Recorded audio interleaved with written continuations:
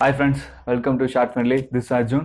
இன்றைக்கி நம்ம எந்த ஷார்ட் ஃபிலிமோட ரிவ்யூ பார்க்க போகிறோம் அப்படின்னா சேவி, SAWAVY, சேவி அப்படிங்கிற ஒரு இங்கிலீஷ் ஷார்ட் ஃபிலிமோட ரிவ்யூ பார்க்க போகிறோம்.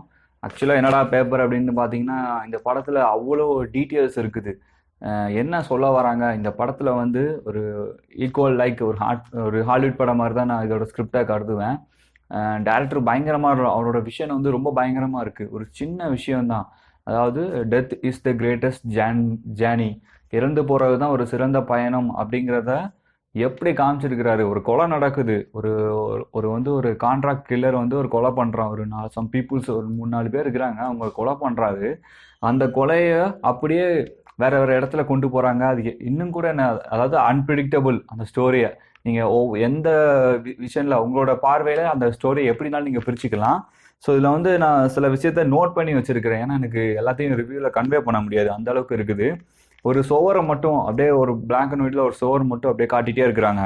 ஸோ இதில் வந்து ஒரு ஃபிஷ்ஷு, அதாவது ஒரு மீன் தொட்டி, ஒரு துப்பாக்கி, ஒரு ஸ்மைலி பாலு, அந்த எல்லோ கலர் ஸ்பாஞ்ச் பாலு, ஒரு பாத்திங் டப்பு. ஸோ அதே மாதிரி ஒரு ட்ரக்கு. ஸோ ஒரு கான்ட்ராக்ட்லனால ஒரு ட்ரக் யூஸ் பண்ணுறான். அந்த ட்ரக் யூஸ் பண்ணுறவன் என்ன மாதிரி நிலைமைக்கும், அதாவது கற்பனைக்கு அப்பாற்பட்ட நிலைமையில இருப்பான் அப்படிங்கிறது. ஒரு பாத்திங் டப்பில் படுத்தே இருப்பான், அதுதான் கிளைமேக்ஸில் அவனை கொலை பண்ணுவாங்க. ஸோ அந்த பாத்திங் டப்பில் படுத்துக்கிட்டே வேற வேற இடத்துல வேற வேற சிந்தனைகளை, அவன் பண்ண கொலைகள், அவன் என்னென்ன இது, அவன் யாரு, அவனை போர்ட்ரே பண்ணுற விஷயம் எல்லாத்தையுமே அப்படி காட்டியிருக்காங்க. இதில் வந்து எப்படின்னா, இந்த debate and book of death அப்படிங்கிற ஒரு புக்கு பற்றி அதில் இருக்கக்கூடிய விஷயங்களை தான் இவர் நரேட் பண்ணியிருக்கிறாரு. ஒரு பேஜோட ஒரு லைனு. அதாவது ஒரு மனுஷன் சாக போகிறான்னா, சாகிற அந்த ஃபியூ மினிட்ஸுக்கு முன்னால் அவன் 5 விஷயமா அவன் பிரிவான். வாட்டர்லேருந்து நெருப்பு, நெருப்புலேருந்து காற்றுலேருந்து கன்சிக்யூன்ஸ். ஸோ இந்த மாதிரி ஒவ்வொன்றா பிரிஞ்சு செப்பரேட்டாக நடக்கும். ஸோ அந்த புக்கில் வந்து தெளிவாக டிஸ்கிரைப் பண்ணியிருக்கிறாங்க. ஸோ அந்த புக்கை நம்ம தெளிவாக படித்தவங்களால மட்டும்தான் அந்த விஷயத்த நம்ம இந்த ஸ்டோரியை உள்வாங்கி நம்மளால் பார்க்க முடியும்.